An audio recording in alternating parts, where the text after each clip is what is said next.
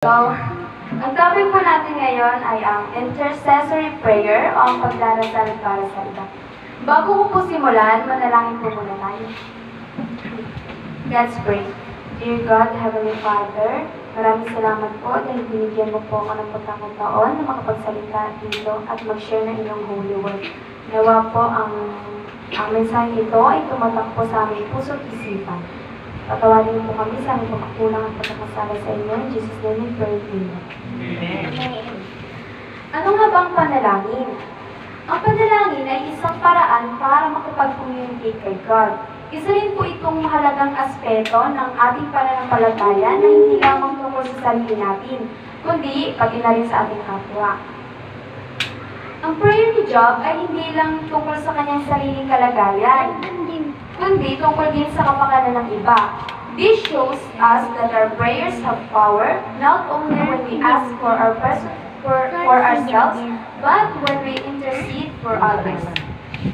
Kung titingnan po natin mga kapatid ang ating paligid, makikita natin na marami ang nangangailangan ng tulong, lalo na sa mga oras ng pagsubok.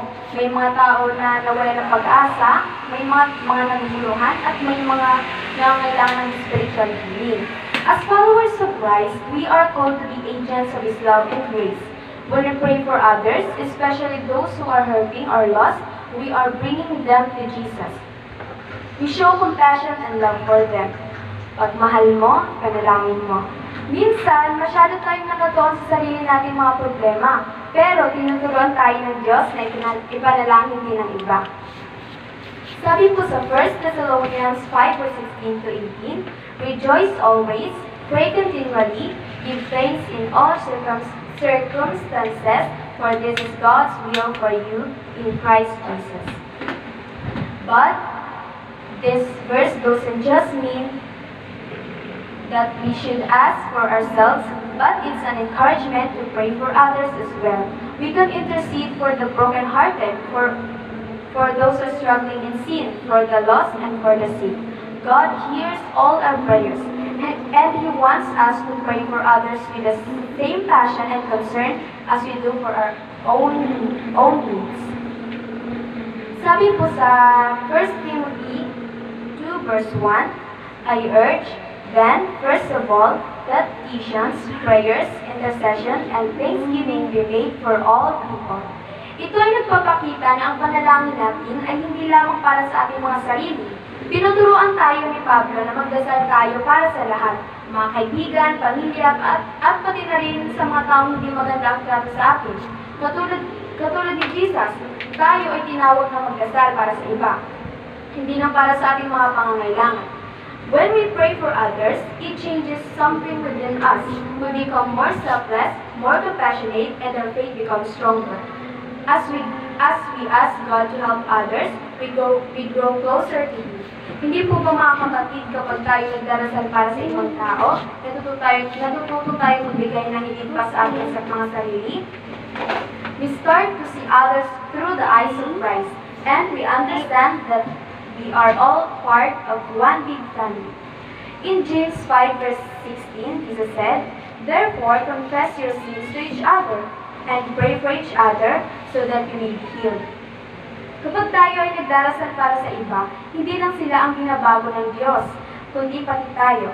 The more we pray, the more we grow in faith. Ang bawat manalangin natin ay nagiging pagkakataon para maranasan natin ang pagmamahal ng Diyos at mas lumalim ang ating pananampalataya. When we look at the example of Jesus, He didn't just come for Himself. He came for all of us. He prayed for His disciples, He prayed for the world, and even at the cross. He prayed for those who crucified Him. He prayed that the Father would forgive them. How amazing is that, mga kapatid? This is the kind of love and forgiveness that we need to show others, even those who may hurt us. In Matthew 5 verse 44, Jesus said, but I tell you, love your enemies, and pray for those who persecute you. Minsan, mahirap magdasal para sa mga taong may ginawa sa atin, pero si Jesus, tinuruan tayo na magdasal kahit para sa ating mga kaaway. Kung magagawa natin ito, nagiging katulad tayo ni Jesus.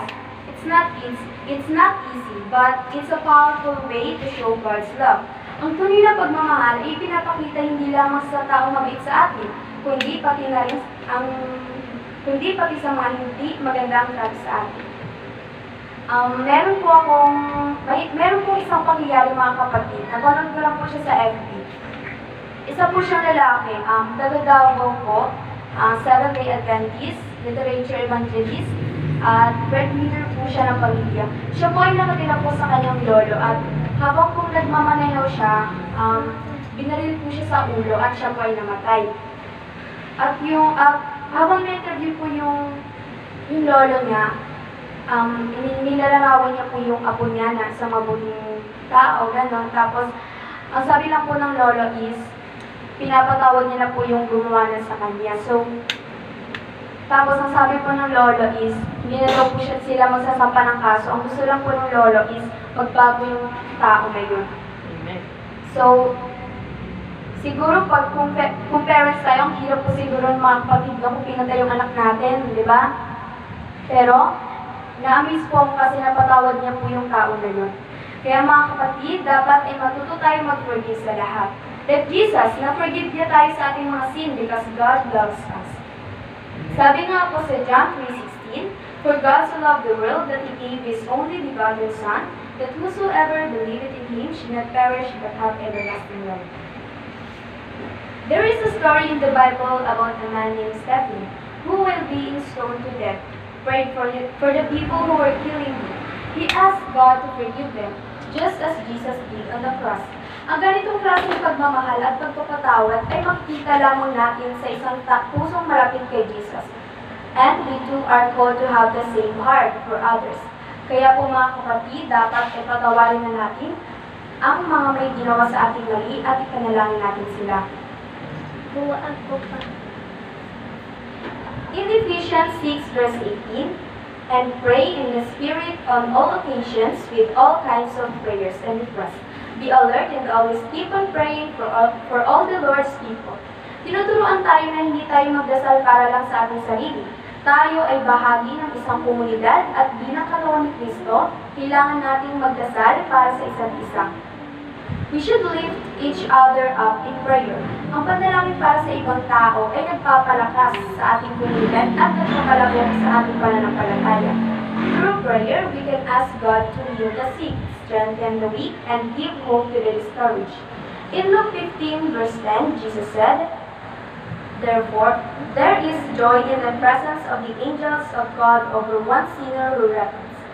This should encourage us to pray even harder because every time we pray for a lost soul, heaven celebrates.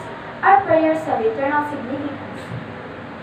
Our prayers should not only be about asking for personal blessings, but they should also include prayers for the salvation of others. There are many souls around us who are struggling, and God is calling us to reach out to them through prayer. Kapag tayo ay nagdarasal para sa kaligtasan ng iba, we're not just talking about, we are not just talking to God, but we're partnering with Him in His work of salvation. And when we do this, we bring joy to heaven. Job's story proves that humble and selfless prayer leads to greater blessings in our lives. When we pray for others, we experience joy, peace, and a deeper connection with God. Ang intercessory prayer ay isang malakas na sandata ng pananampalataya. It transforms lives, brings blessings, and draws us closer to God. Like Job, let us pray for others even in our struggles and watch how God moves powerfully in our lives. So, how do we pray for others? First, we need to be sincere. God knows our hearts. We need to pray with genuine love and concern. Hindi lamang basta, Lord bless them, kundi, Lord, please heal their broken heart, guide them in their struggles, and bring them closer to you. Second, we need to pray persistently. Hindi tayo dapat mawala ng pag-asa, even if we don't see immediate results. God is working behind the scenes. And lastly, we need to pray with faith. Believe that God will answer according to His will in His time. May mga taong napanghihinaan ng loob, kailangan nila ng ating panalangin upang maranasan ang pag-ibig ng Diyos. Our simple prayer could be the key to someone's breakthrough. Trust in the power of prayer. Hindi man natin agad makita ang sagot, pero alam natin na kumikilos na ang Diyos sa likod ng ating mga panalangin. Keep praying, keep believing, and let God work in His perfect time. In closing, mga kapatid, let us remember that prayer is a powerful tool. Ang panalangin para sa iba ay hindi lang isang simpleng gawain. Ito ay isang paraan para ipakita ang ating pag-ibig kay Jesus at sa ating kapwa. Let's not just pray for ourselves, but let's also pray for the lost, the sick, and the broken. When we do this, we are becoming more like Christ.